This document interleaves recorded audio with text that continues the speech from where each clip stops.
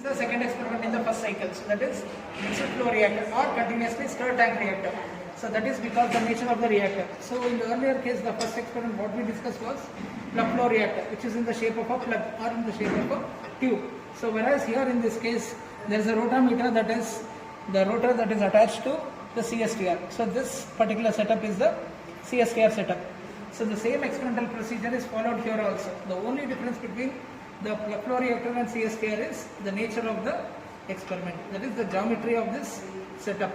So rest of the experiments is similar to the plug flow reactor only. After the experimentation is completed, so we have to note down the readings. So first thing is standardization of solutions. So standardization of NaOH. So the volume of oxalic acid taken in the conical flask V1, which is equal to 10 ml, normality of oxalic acid N1, which is equal to 0.1 normal, and the normality of the volume of NaOH rundown is V2, that is the burette reading. So with this we can calculate the value of normality of NaOH, which is given by the formula N2 is equal to N1 V1 by V2. So we get N2 as the normality of NaOH. So after normality of NaOH calculations, we need to calculate HCl standardization value. So volume of HCl taken in the conical flask, which is equal to V3, which is equal to 10 ml. The volume of NaOH rundown is the burette reading.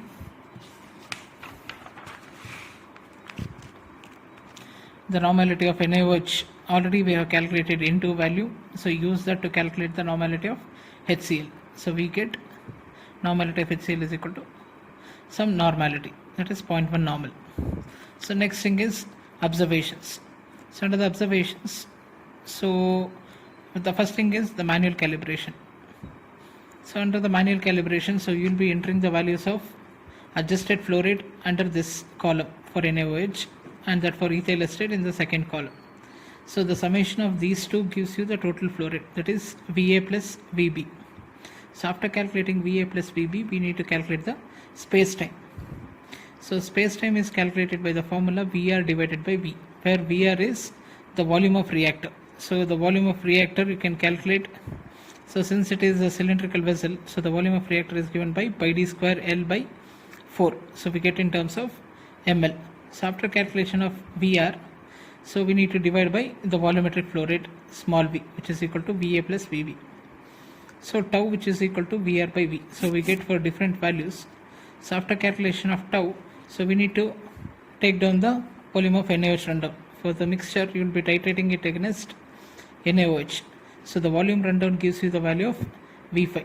So here it is clearly mentioned it is a burette reading. So let us see the calculation part. So the strength of NaOH, that is normality of NaOH, which is equal to N2 in terms of gram mole per liter. Strength of ethyl acetate is given by the formula CBS, which is equal to 10 into rho divided by molecular weight. So the values are given here itself, 10 into 0.9 divided by 88.11. So we get in terms of gram mole per liter.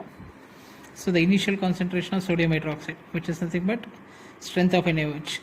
So Ca0, which is equal to CAS, we get in terms of gram mole per liter, and that of initial concentration of ethyl acetate, so which is Cb0, which is equal to CBS, we get in terms of gram mole per liter. So after noting down the values, I need to calculate the value of m, which is nothing but the ratio of initial concentrations, that is Cb0 divided by Ca0. So take the value Cb0 and Ca0. So if you take the ratio, you will get the value as greater than 1. So after calculating m, so we need to find out the final concentration, that is concentration at the exit. So which is given by Ca, which is equal to N2, that is normality of NaOH multiplied by V4 minus V5. So V4 values is the volume rundown during HCl standardization, minus V5 values is this particular column, the burette reading, divided by V mixture. So V mixture is volume of the mixture, that is 10 ml. So if you calculate this, you get the values of Ca. So after calculating the values of Ca, so we need to calculate the conversion, that is how much it is converted. So Xa, which is given by 1 minus Ca by Ca0. So Ca is using this formula I have calculated, and Ca0 is the initial concentration of sodium hydroxide. So after calculating the concentration for different values, so we need to tabulate here in the final table. So this for the different values of CA. So from CA values you can calculate the conversion XA. So in the corresponding space time tau has to be tabulated here. So after tabulating tau values and XA CA values, you need to calculate Y. So Y, which is given by the formula XA divided by CA naught into 1 minus XA into M minus XA. So where XA is the conversion, CA naught is the initial concentration of sodium hydroxide, M is the ratio of initial concentration of ethyl acetate to sodium hydroxide. So if you substitute in this, you get the values of Y. So after calculating the values of Y, we need to calculate the values of K. So K, which is given by Y divided by tau. So Y values are there in this column and tau values are there in this column. So we get the specific rate constant for the second order saponification reaction. So after the tabulation is completed, so we need to plot the graph. So we need to plot a graph of Y versus tau. So where the values of Y are tabulated here, so the values of tau are tabulated here. So using these values in a normal graph sheet, so we need to plot the values of Y versus tau to get a straight line passing through the origin.